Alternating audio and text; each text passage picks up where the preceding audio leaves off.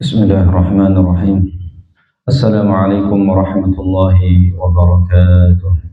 إن الحمد لله نحمده ونستعينه ونستغفره ونعوذ بالله من شرور أنفسنا ومن سيئات أعمالنا. من يهده الله فلا مضل له ومن يضلل فلا هادي له. أشهد أن لا إله إلا الله وحده لا شريك له وأشهد أن محمدا عبده ورسوله. اللهم صل وسلم على نبينا محمد وعلى آله وأصحابه ومن تبعهم بإحسان إلى يوم الدين. إخوة الإيمان والأخوات أعزني الله وإياkum. Alhamdulillah, segala puji dan rasa syukur kita senantiasa panjatkan kepada Allah Tabaraka wa Ta'ala atas segala limpahan nikmat dan karunia-Nya, khususnya nikmatul Islam, nikmatul iman, dan nikmat sunnah, nikmat berpegang teguh dengan sunnah Nabi Sallallahu Alaihi Wasallam, serta nikmat sehat, nikmat aman, nikmat sehat, dan juga nikmat yang lainnya yang sekali-kali kita tidak akan mampu untuk menghitungnya. Banyak sekali nikmat Allah Azza wa Jalla yang diberikan kepada kita sekalian. Semoga Allah Azza wa Jalla senantiasa mendawamkan nikmat-nikmat tersebut, khususnya nikmatul Islam, sampai akhir hayat kita. Amin amin ya rabbal alamin. Bagaimana perintah Allah Azza wa Jalla dalam Al-Quran, ya ayyuhalladzina amanu taqullaha haqqa tuqatih wa la tamutunna illa wa antum muslimun. Wahai orang-orang yang beriman, bertakwalah kalian kepada Allah dengan sebenar-benarnya takwa, dan jangan sekali-kali mati kecuali dalam keadaan sebagai seorang muslim. Nah, ini yang menjadi PR kita bersama dan usaha kita bersama agar betul-betul akhir kehidupan kita ini adalah husnul khatimah, akhir yang baik, yaitu meninggal di atas Islam, meninggal di atas tauhid, ya. Karena ini yang menjadi tolak ukurnya atau yang menjadi penilaiannya, sebagaimana Rasulullah mengatakan, innamal a'malu bil khawatim. Sungguhnya amal itu hanyalah yang terakhirnya. Amal yang dianggap itu adalah yang terakhirnya, ya. Nasallallahu azza wa jalla husnul khatimah wa an yarzuqana husnul khatimah. Amin ya rabbal alamin. Ikhwatal iman, a'azzakumullah. Kita lanjutkan kajian rutin kita dari pembahasan tentang akidah atau tauhid, aqidatul tauhid, dari pembahasan kitab, pembahasan rinci tentang rukun iman atau syarah rinci tentang rukun iman karya Ustaz kita Al-Ustaz Firanda Hafidhahullah Ta'ala. Dan kita masih membahas rukun iman yang pertama. Membahas rukun iman yang pertama itu beriman kepada Allah Subhanahu wa Ta'ala, ya. Dan insyaallah pada malam hari ini kita akan masuk membahas tentang sebab-sebab tersebarnya syirik dalam tauhid uluhiyah, ya. Sebab-sebab tersebarnya kesyirikan dalam tauhid uluhiyah.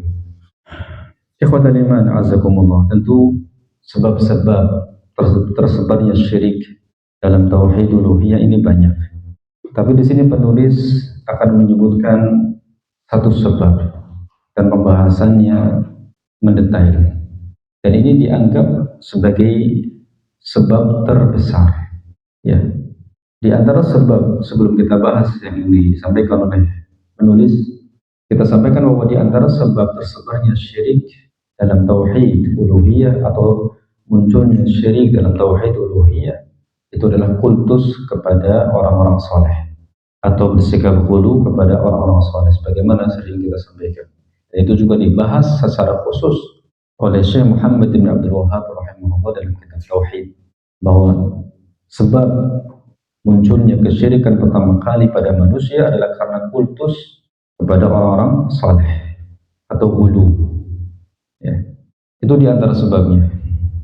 Baik, di sana ada sebab terbesar yang dikatakan oleh penulis di sini, ya, yaitu sebab terbesar ini bisa dikatakan sebagai kesalahan terbesar, ya, yaitu kesalahan dalam memahami atau memaknai kalimat tauhid, khususnya pada kalimat ilah, la ilaha, illallah.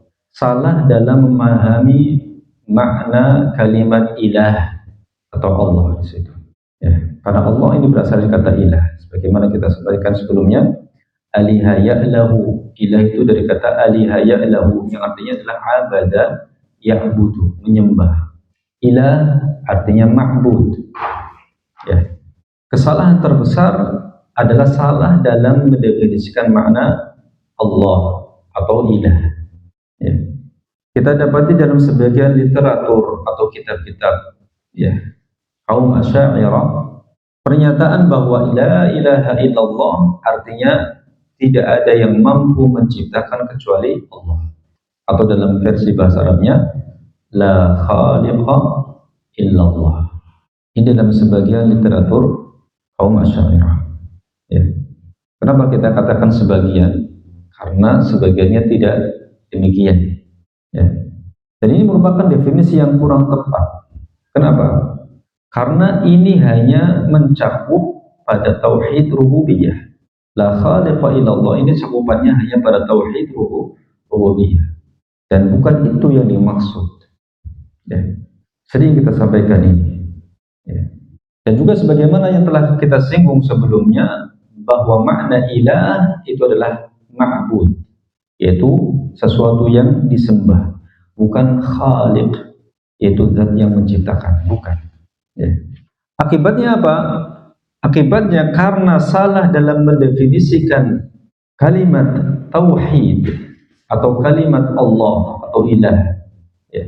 Mendefinisikan kalimat la ilaha illallah, khususnya pada kalimat ilah, kesalahan ya. Maka sebagian orang kemudian mengatakan selama masih meyakini yang menciptakan hanyalah Allah Subhanahu wa taala, yang mampu mencipta hanyalah Allah Subhanahu wa taala, maka tidak syirik. Ya, walaupun harus lakukan berbagai macam penyimpangan seperti berdoa kepada selain Allah, meminta kepada selain Allah, menyembelih untuk selain Allah, ya. Selama tidak meyakini bahwasanya yang diminta atau yang diibadahi itu mampu menciptakan, maka tidak syirik. Akhirnya muncul pernyataan demikian.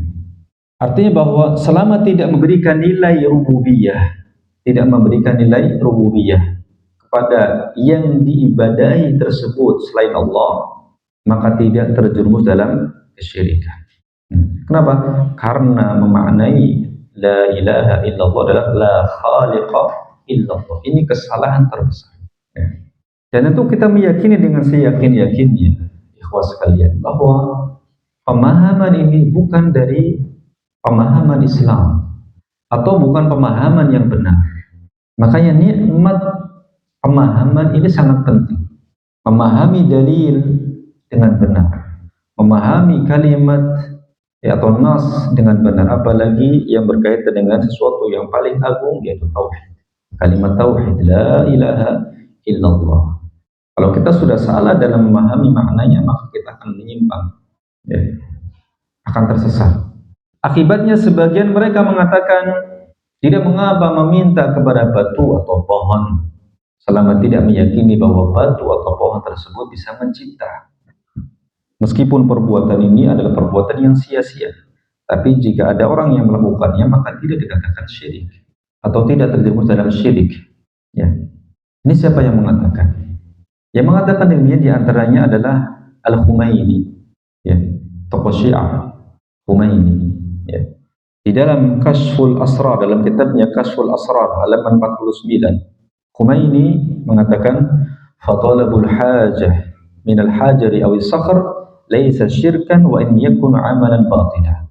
Meminta hajat kepada batu itu bukan termasuk syirik, meskipun ini perbuatan yang sia-sia.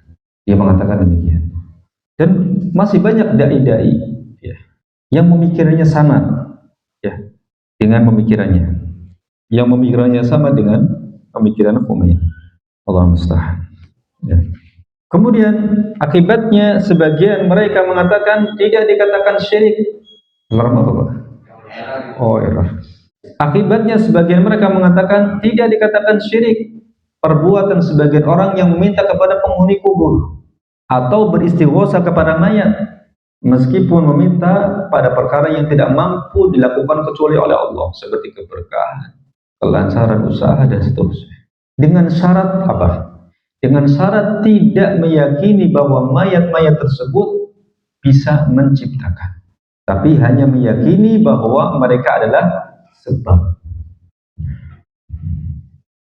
Sebagaimana yang dikatakan oleh Muhammad bin Alawi al-Maliki, seorang ulama yang berasal dari Mekah, kelahiran 1944, wafat tahun 2004. Ya, hidup di Mekah, belajar di Al-Azhar, Mesir. Ya, lahir di Mekah dan wafat di sana. Ya, berarti orang belakangan. Ya, 1944 sampai 2004. Beliau mengatakan annahu la yakfurul mustaghithu illa idza i'taqada al-khalqa wal ijada li ghairillah. Bahwasanya seorang tidaklah kafir, ya, atau orang yang beristighosah tidaklah kafir. Maksud beristighosah kepada siapa? Beristighosah kepada selain Allah. Tidak dikafirkan atau tidak dihukumi kafir illa idza i'taqada al-khalqa wal ijada li ghairillah, kecuali jika dia meyakini, ya, selain Allah bisa mencipta.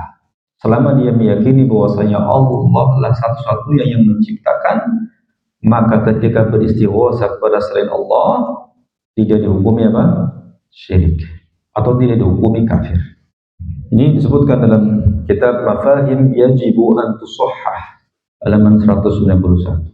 Makanya tidak heran Pak Ibu, ya, kemudian keyakinan atau pemahaman ini tersebar di tengah-tengah kaum muslimin. Kenapa? Karena ada dai-dai yang meyakini itu, yang menyerukan itu. Apakah ini bisa ditoleransi? Tidak bisa. Perbedaan pendapat dalam perkara yang menyelisih dalil dengan jelas itu tidak bisa ditoleransi. Dalam istilahnya disebut dengan ikhtilaf tadad. Ikhtilaf tadad. Apalagi berkaitan dengan kesyirikan, apalagi berkaitan dengan perbuatan kufur syirik. Ya. Karena semua perkataan manusia bisa diambil, bisa ditolak, kecuali perkataan Rasulullah SAW. Semua perkataan selain Nabi, jika menyelisihi dalil dari Al-Quran dan juga Sunnah, maka tidak boleh diambil. Ya. Walaupun dia seorang alim, siapapun dia.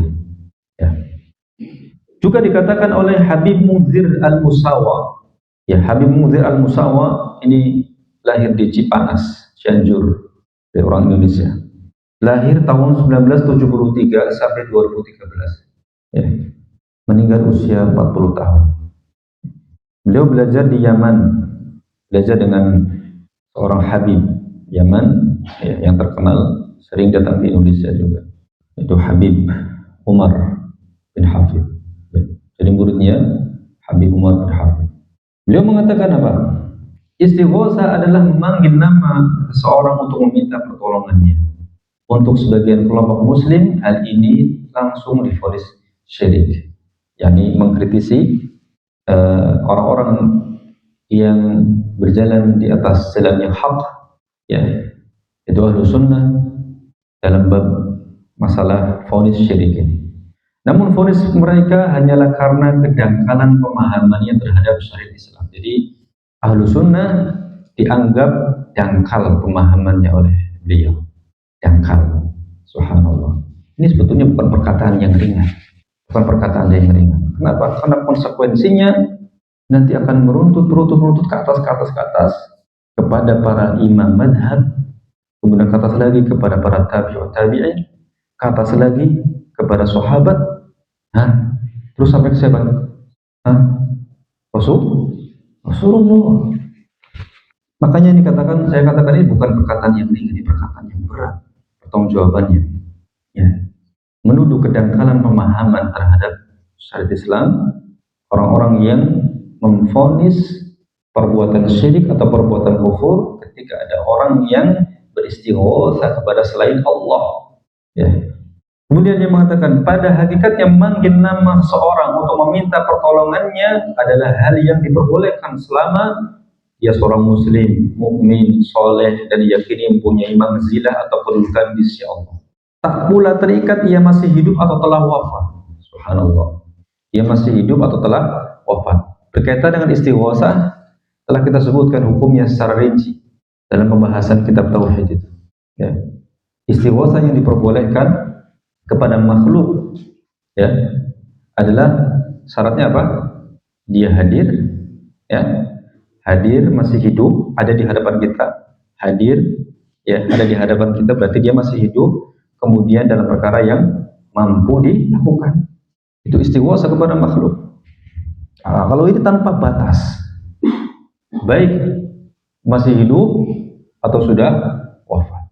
Ya. Orangnya masih hidup tapi tidak hadir di hadapan kita, syirik, nggak boleh. Kenapa? Karena berarti secara tidak langsung kita meyakini bahwa orang itu maha apa? Mendengar. Kenapa? Karena dia tidak di hadapan kita, tapi kita panggil dia walaupun dia masih hidup. Apalagi yang sudah meninggal, yang sudah beda alam. Yang masih hidup saja, dia di tengah-tengah lautan, kemudian orangnya entah di mana dipanggil-panggil. Berarti sama saja dia mengatakan bahwa orang itu maha mendengar. Sedangkan maha mendengar itu siapa? Allah. Ya. Apa alasannya? Dia mengatakan karena bila seseorang mengatakan ada perbedaan dalam kehidupan dan kematian atas manfaat dan madarat, maka justru didesaukan ia dalam kemusyrikan yang nyata. Na'udzubillah. Ya. Jadi kalau ada orang yang membedakan antara kehidupan dan kematian, beristighotsah kepada orang yang masih hidup dengan beristighotsah kepada orang yang mati. Artinya orang yang sudah mati tidak bisa memberikan manfaat. Kalau ada orang yang mengatakan demikian, maka dirisaukan, katanya, kemusyrikan yang nyata. Dalam kemusyrikan atau dalam kesyirikan yang nyata. Karena seluruh manfaat dan madarat berasal dari Allah. Betul, seluruh manfaat dan madarat betul dari Allah Azza wa Jalla. Kalau demikian, kenapa beristighotsah kepada makhluk? Pernyataan ini benar bahwa seluruh manfaat dan madarat berasal dari Allah. Kenapa nggak langsung minta kepada Allah, tapi malah beristighotsah kepada makhluk? Nah, ini. Ya. Kenapa nggak langsung minta kepada Allah, beristighotsah kepada Allah? Ya. Kemudian dia mengatakan maka kehidupan dan kematian tidak bisa membuat batas jadi manfaat dan mudarat kecuali dengan izin Allah. Ya. Ketika seorang berkata bahwa orang mati tak bisa memberi manfaat dan orang hidup tak bisa memberi manfaat, maka dia dirisaukan telah terjatuh dalam kekufuran. Ya, perkataan yang berat. Ya. Berarti dia meyakini bahwasanya orang yang mati itu bisa memberikan manfaat dalam perkara-perkara yang tidak mampu dilakukan kecuali oleh Allah. Bahkan dalam perkara yang mampu dilakukan oleh manusia atau makhluk pun orang yang sudah mati nggak bisa. Ya. Orang yang masih hidup yang bisa memberikan manfaat, masih ada memberikan manfaat orang masih hidup. Tapi kalau orang sudah meninggal, sudah idza mata ibnu adam inqata amalu illa salas. Terputus sudah amalnya, tidak bisa memberikan manfaat, tidak pula madarat. Ya subhanallah, perkataan yang berat. Waliyadu billah. Ya. Dan inilah yang maknanya terbolak-balik. Ya, yang tauhid dianggap syirik, yang syirik dianggap apa? Tauhid. Yang kufur dianggap iman, yang iman dianggap kufur. Na'udzubillah. Baik. Yaitu mereka mensyaratkan agar bisa dinilai kesyirikan, maka harus ada keyakinan bahwa yang diibadahi tersebut memiliki rububiyah. Kalau tidak meyakini, maka tidak dianggap sebagai kesyirikan. Ya. Kelaziman dari perkataan ini, kelazimannya atau konsekuensinya adalah bahwa berdoa kepada selain Allah, memakai jimat, kemudian pergi ke dukun dan yang lainnya dari perbuatan-perbuatan syirik, maka tidak dikatakan sebagai perbuatan syirik jika hanya dianggap sebab. Makanya banyak praktek seperti ini di tengah-tengah masyarakat kita. Katanya akhdul asbab, nyari sebab. Ya, datang ke gunung-gunung, datang ke goa-goa, ritual di sana. Katanya apa? Sebab. Ya. Sangat relevan sekali, sangat sesuai sekali dengan apa yang terjadi kenyataan di tengah-tengah masyarakat. Karena salah dalam memahami kalimat Allah atau ilah, atau secara konteks sempurnanya kalimat tauhid la ilaha illallah. Ya. Dengan demikian mereka menganggap mereka membawa semua nas atau semua dalil yang mengatakan bahwa ibadah kepada selain Allah adalah kesyirikan jika meyakini ada selain Allah yang mampu mencipta. Jadi bawahnya begitu. Dan kita akan buktikan kebatilan pemahaman ini. Ya, kita akan buktikan kebatilan pemahaman ini, kesalahan pemahaman ini. Ya. Maka menurut mereka hadis tentang terlaknatnya orang yang menyembelih untuk selain Allah, la'anallahu man dzabaha li ghairillah. Allah melaknat orang yang menyembelih untuk selain Allah. Ini baru dianggap syirik jika dia meyakini ada pencipta selain Allah. Ini contohnya. Kemudian hadis yang mengatakan siapa yang meninggal dalam kondisi berdoa atau meminta kepada selain Allah maka dia akan masuk neraka. Ya. Man mata wa huwa yad'u min dunillahi niddan dakhala an-nar. Siapa yang meninggal dalam keadaan dia berdoa kepada selain Allah maka dia akan masuk neraka. Ini baru dikatakan syirik jika dia meyakini ada pencipta selain Allah. Kemudian juga ayat tentang syiriknya sekelompok manusia yang meminta perlindungan kepada kelompok jin. Ya. Ini hanya bisa dihukumi syirik jika manusia-manusia ini meyakini ada pencipta selain Allah. Pun demikian tentang ayat-ayat kaum musyrikin yang menyembah berhala. Kaum musyrikin Quraisy yang menyembah apa? Berhala. Mereka hanya bisa dihukumi syirik jika mereka meyakini bahwa berhala-berhala tersebut mampu mencipta. Akhirnya seperti itu. Ya. Jika sekiranya seperti ini, maka kesyirikan apa yang telah dilakukan oleh kaum Nabi Ibrahim ketika menyembah berhala? Sementara kaum Nabi Ibrahim yang menyembah berhala itu meyakini bahwa berhala-berhala tersebut tidak mampu mencipta. Jangankan mencipta, berbicara saja tidak mampu. Jangankan mencipta, memberi manfaat saja tidak mampu. Mereka yakin itu. Pun demikian kaum musyrikin Arab, Quraisy, mereka juga mengaku bahwa sesembahan-sembahan selain Allah dari berhala-berhala itu tidak menguasai apa-apa. Tidak menguasai apa-apa. Bagaimana kemudian mampu mencipta? Maka lantas apakah mereka tetap dikatakan ya berbuat kesyirikan?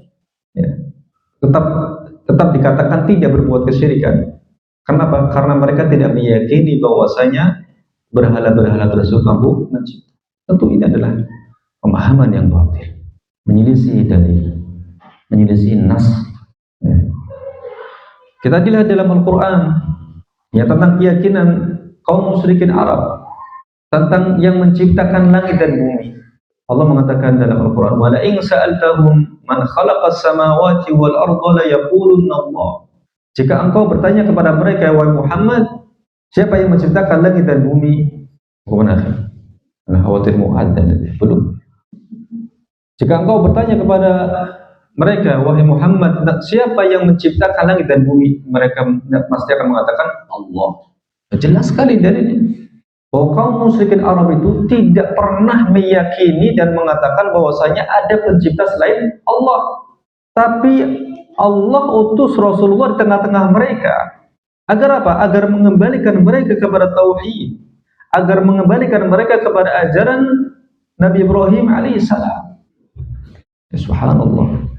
Apakah ya mungkin Allah berbuat sia-sia mengutus Rasulullah di tengah-tengah orang yang sudah bertauhid, di tengah orang-orang yang tidak dianggap berbuat syirik? Subhanallah. Nggak mungkin. Allah utus Rasulullah di tengah-tengah kaum musyrikin Arab karena mereka terjatuh dalam kesyirikan, menyembah bebatuan, menyembah kuburan, dan mereka sama sekali tidak meyakini bahwa yang mereka sembah selain Allah mampu menciptakan. Jangankan menciptakan, ya berbicara saja nggak bisa. Ya, ya subhanallah. Ya. Kita bersyukur kepada Allah Subhanahu Wa Taala ketika Allah berikan kepada kita nikmat pemahaman. Allah berikan kepada kita akal untuk berpikir, untuk memahami dalil. Ya. dengan pemahaman yang benar agar kita tidak tersesat. Baik. Amr bin Abbas As-Sulami radhiyallahu anhu, beliau bercerita ketika masih dalam kondisi musyrik, ya. Raghibtu an alihati qaumi fil jahiliyah wa dhalika annaha batil. Falaqitu rajulan minal kuttab min ahli Taima faqultu. Ini salah satu dalil atau salah satu bukti bahwa kaum musyrikin Arab tidak meyakini bahwa sesembahan-sesembahan mereka yang berupa batu-batu itu bisa mencipta. Ini pernyataan seorang sahabat ya ketika dia masih apa? Masih dalam keadaan musyrik. Ya. Dan ini riwayatnya sahih, ya. Riwayatnya sahih. Inni faqultu inni imru'un mimman ya'budu al-hijara fayanzilu al-hayyu laysa ma'ahum ilah fayakhruju rajul minhum fayati bi arba'ati ahjar fa yansibu thalathatan liqidrihi wa yaj'alu ahsana ilahan ya'buduhu thumma la'allahu yajidu ma huwa ahsan minhu qabla an yartahil fayatrukuhu wa ya'khudhu ghayrahu idha nazala manzila siwa fara'aytu annahu ilahun batil la yanfa'u wa la yadurru fadullani ala khairin min hadha. Kata beliau radhiyallahu anhu, aku tidak tertarik dengan sembahan-sembahan kaumku di zaman jahiliyah. Jadi ini fitrah, ya, fitrah. Ya. Aku tidak tertarik, kata beliau, dengan sembahan-sembahan kaumku di zaman jahiliyah. Kenapa? Hal itu karena sembahan-sembahan tersebut adalah batil. Maka aku bertemu dengan seorang yang pandai menulis dari penduduk Taima. Aku berkata, sesungguhnya aku adalah termasuk yang menyembah batu. Maka ada suatu suku yang singgah, suatu kaum yang singgah di suatu tempat, sementara mereka tidak memiliki sesembahan.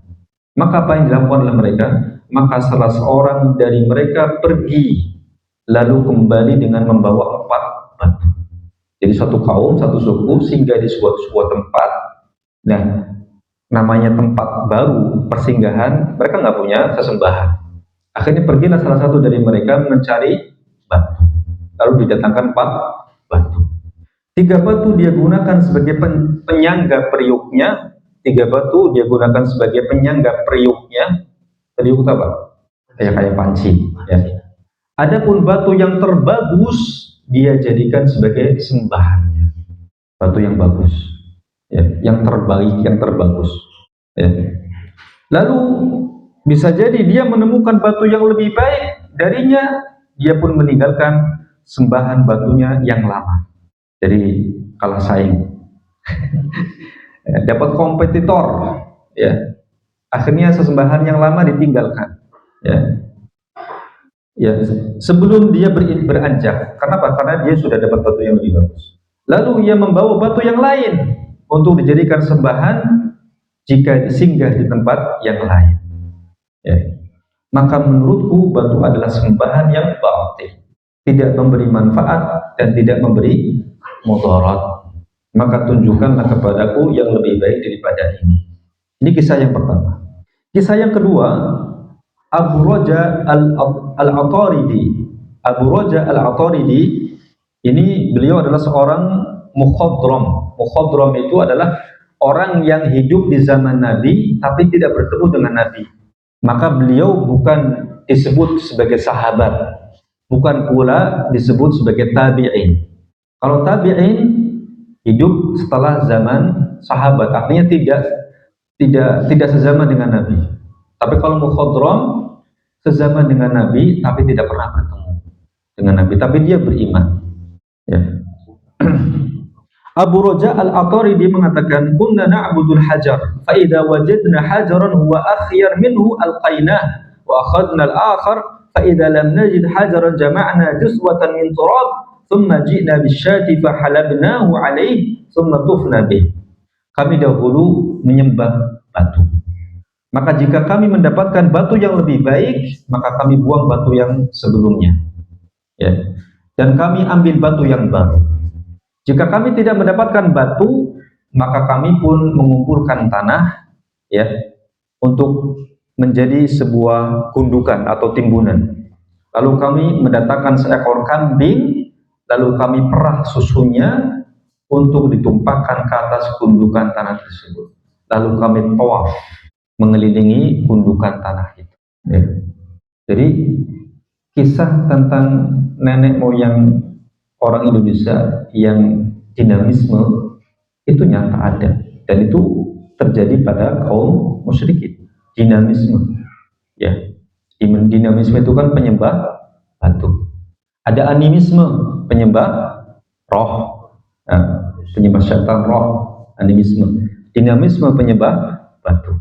Ya, karena kesyirikan memang subhanallah merajalela, kebanyakan berbuat syirik.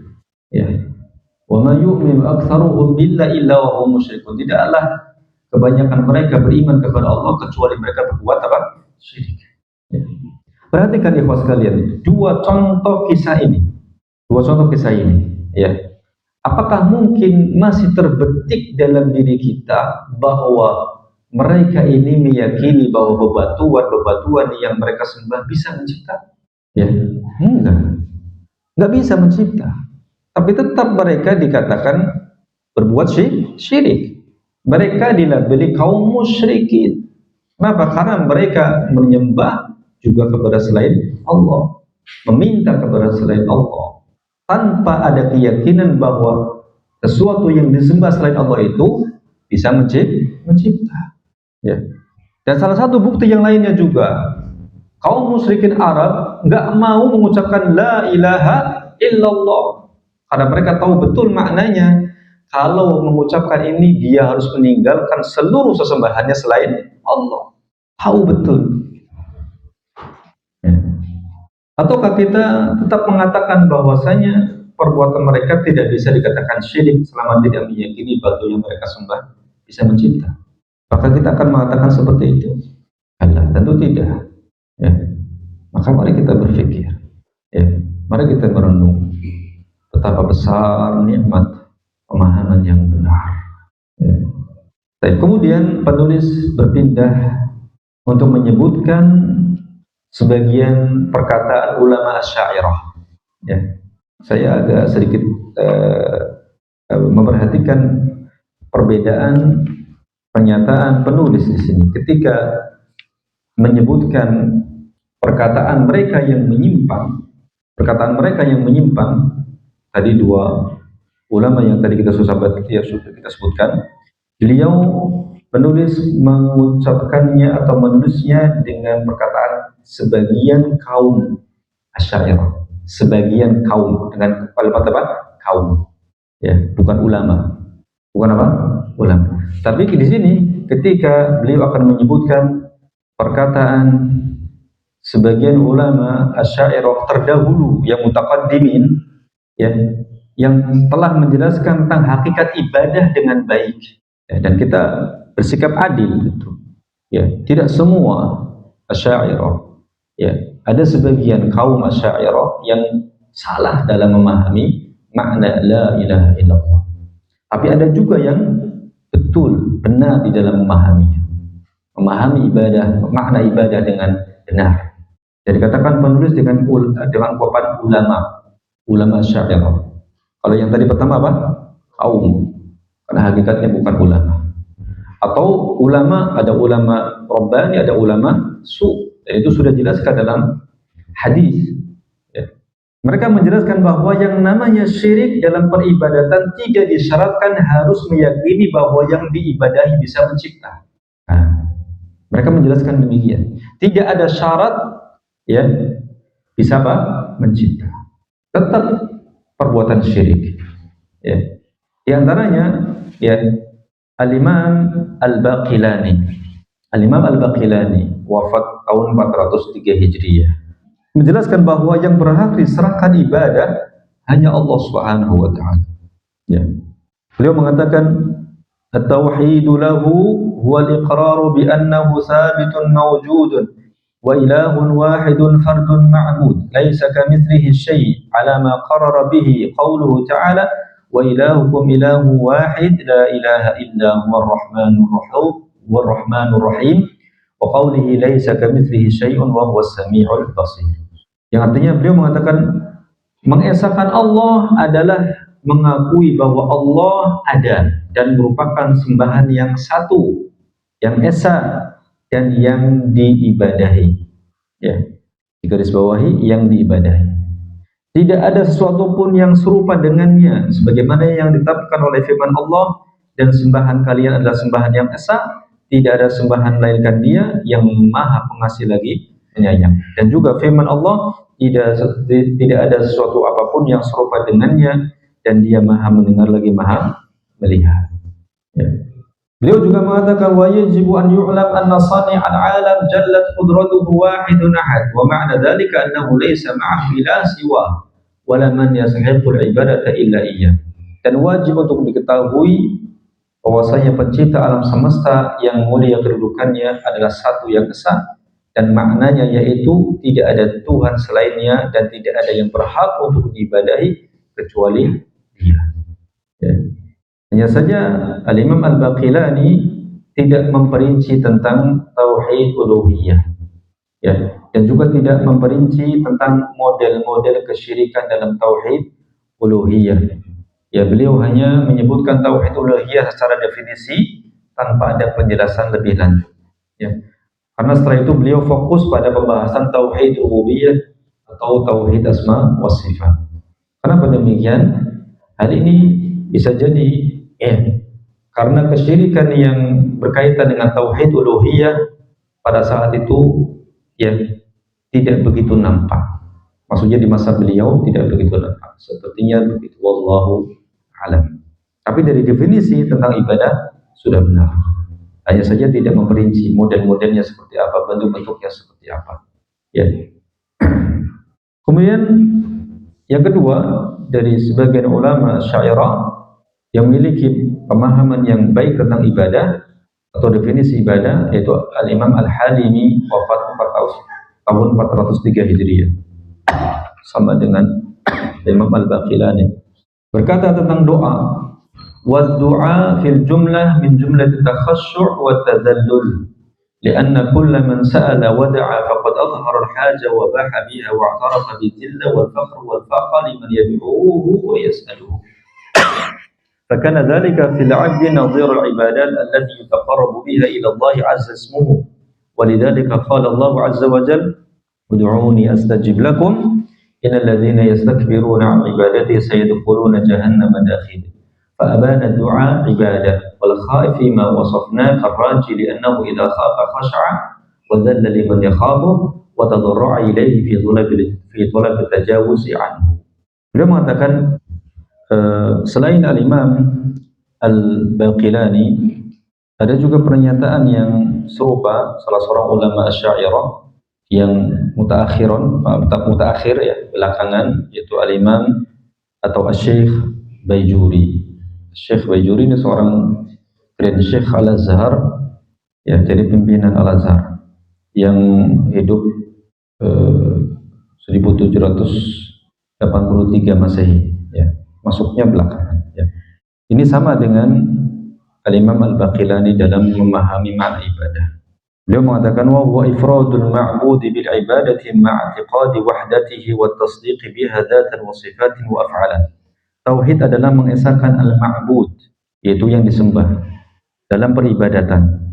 Artinya di sini Syekh Al-Baijuri rahimahullah meyakini bahwa ya, makna la ilaha illallah adalah ma'budu bihaqqin illallah. Mempersembahkan tauhid adalah mengesahkan al-ma'bud atau sesuatu yang disembah dalam peribadatan, disertai keyakinan akan keesaannya dan pembenaran keesaan tersebut baik dalam perkara zatnya, sifat-sifatnya maupun perbuatan-perbuatannya.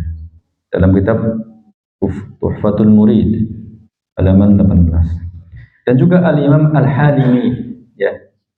Al-Imam Al-Halimi ini termasuk mutaqaddim, ya. Mutaqaddimin atau ulama Asy'ariyah yang terdahulu. Adapun yang belakangan yang selaras dengan mereka adalah Syekh Al-Baijuri. Al-Imam Syekh Al-Halimi ya mengatakan doa secara keseluruhan termasuk bentuk ketundukan dan penghinaan diri. Karena setiap orang yang meminta dan berdoa, maka dia telah menampakkan rasa butuhnya, mengungkapkan kebutuhannya, serta mengakui akan kehinaannya, kefakirannya, dan kebutuhannya terhadap orang yang diminta. Hal tersebut seperti ibadah-ibadah yang seorang hamba bertakarub kepada Allah yang maha mulia.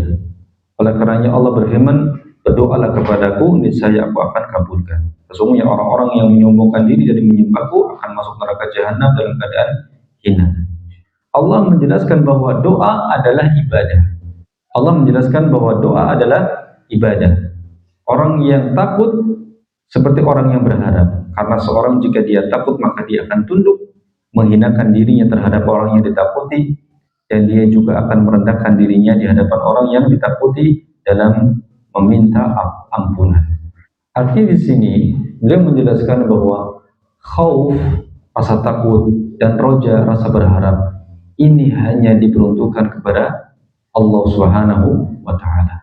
Dan ini yang dilakukan ketika orang-orang berdoa, ketika orang-orang meminta, dan ini tidak diberikan kecuali kepada al-ma'budul haq, kesembahan yang hak, yaitu Allah Subhanahu wa Ta'ala. Ya. Tanpa kemudian ulama-ulama ini mengatakan dengan seperti yang dikatakan oleh sebagian kaum Asy'ariyah yang pertama tadi, ya, bahwa itu bukanlah kesyirikan selama meyakini bahwa itu adalah selama meyakini bahwa tidak ada yang mencipta kecuali Allah. Ya. Dan seterusnya perkataan-perkataan yang serupa. Dan di sana juga ada Al-Imam Ar-Razi, wafat tahun 606 Hijriah. Nah, ini juga termasuk mutaqaddimin, berkata tentang agungnya ibadah doa. Ya, Al-Imam Ar-Razi. Dan juga di sana juga ada Abu Syamah, ya, Abu Syamah, ya, yang wafat tahun 665 Hijriah. Ya, juga berbicara tentang, ya, masalah ibadah dengan pemahaman yang benar.